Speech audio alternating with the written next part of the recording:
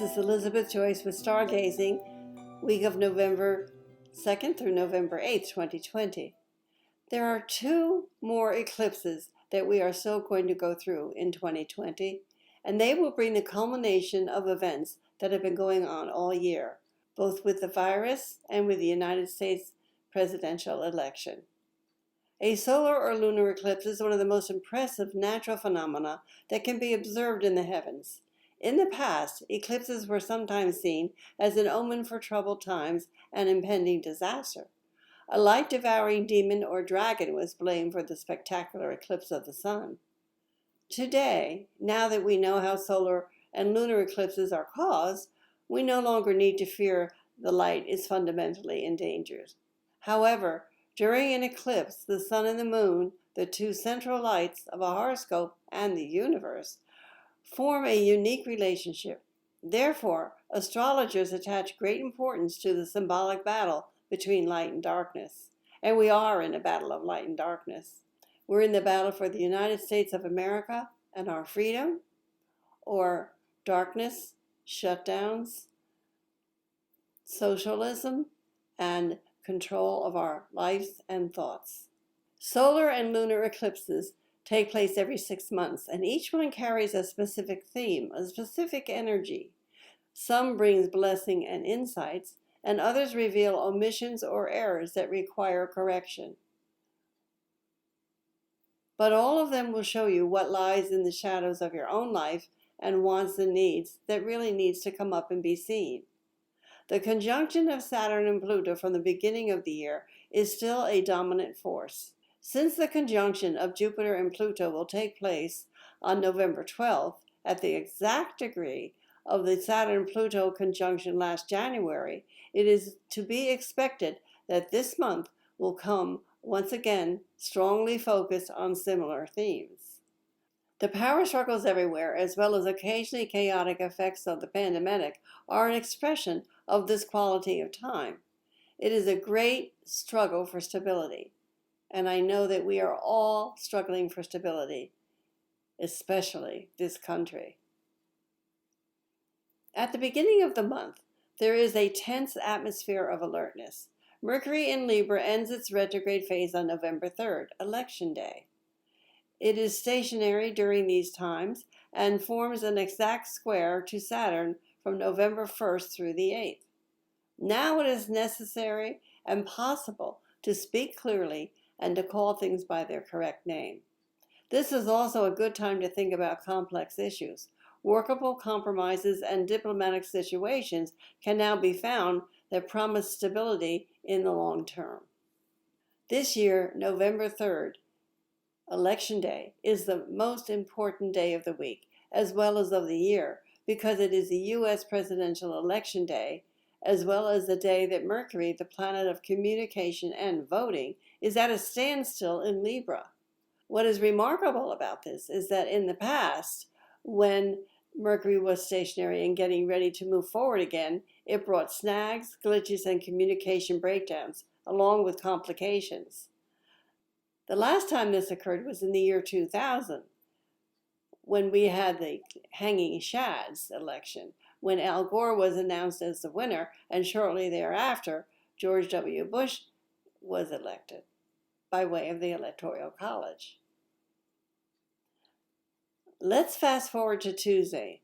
Mercury is coming out of retrograde again, and may and will bring technical difficulties. You can bet on it. And that will affect the voting process and possibly close down the entire internet.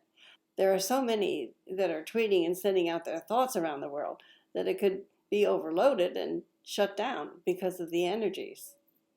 Besides this, Mercury is squaring 3 other planets that control social and economic powers. A Mercury-Pluto square suggests extreme and brutal tactics, violence, bodily harm, lies, and deceits. A Mercury-Saturn square brings rigid thinking and communication problems involving the law.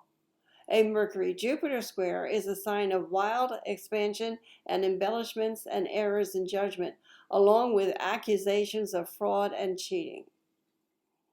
Here's the possible outcome. Joe Biden is declared the winner of the popular vote, and all hell breaks loose. Riots occur. as they would if the other one was elected. The votes are recounted, and Donald J. Trump wins by way of the Electoral College procedure. Then we're going to have more intense riots, and let's hope that they can be contained. Whatever happens, it promises to be an election day mess, with no clear winner until possibly December 14th as the Sagittarius new moon eclipse. What I want to caution people about is the possibility and danger at the voting booths in the key states. When waiting to vote, speak with no one about your thoughts unless you know them very well, because you could come to harm. Remember, desperate people do desperate things. It's still important to get out and vote. Know that you're safe, use caution, and follow your intuition.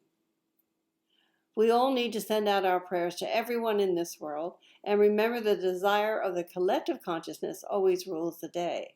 The statement coming to this country on election day will come from the silent majority. The American people who do not want to become a socialist country and lose their freedom. They don't want the forefathers set up, eradicated, and government power to rule. We are the only free nation in the world, and although the system is flawed, it has worked well. Our governmental system was downloaded from the other realms to bring us life, liberty, and the justice for all. Our forefathers tuned into the universe in order to set up this wonderful diplomatic system, along with checks and balances and 3 different areas of power. So many lies have been stated all year long because of the triple Capricorn conjunction that has pervaded all year. Please, begin to listen, go within, connect with your inner energy and your higher self, and together live your life in love, peace, harmony, grace, and kindness. Drop your selfish desires, reach out to others, love and respect everyone, and follow the guidance of the universe. Next week, the days will be energetically charged. This time will be passionate and full of strength, personal will, and desire, along with determination. The chatter will become louder and louder. Legal battles could emerge, and a struggle to the death could ensue. Now, don't kill the messenger. Just take care of yourself and your family.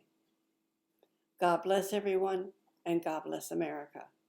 This is Elizabeth Joyce with Visions of Reality. The website is new-visions.com. If you'd like to make a call to ask a question or book some time with me, the 24-hour answering service is 201-934-8986. I will be starting some classes online in the beginning of the year. So if you go to my website and get your name in there, you'll get an invitation. Thank you for listening, and I'll see you next week.